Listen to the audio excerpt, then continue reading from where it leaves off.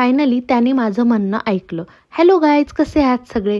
Sorry, vlog post करायला एक दिवस उशीर झाला. मला वेळच भेटला नाही व्लॉग कंटिन्यू करायला, कारण काल होता माझ्या नवऱ्याचा बड्डे.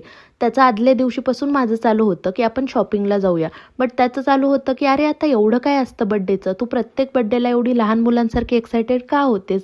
पण माझी इच्छा होती की एक दिवस तर असतो वर्षातून, आणि तो आपण आपल्या मनासारखा स्पेशल फील करून घ्यायचा असतो. आय नो 1 वर्ष आपलं वाढतं, सो त्यात काय आनंद, असा पण पॉईंट ऑफ व्ह्यू असतो काही लोकांचा. बट माझं तसं नाही. मला वाटतं we are thankful towards God की आपल्याला अजून एक संधी मिळाली आपले लाईफ मुमेंट क्रिएट करायला. So be happy. आणि माझ्या फोर्समुळे आम्ही शॉपिंगला गेलो.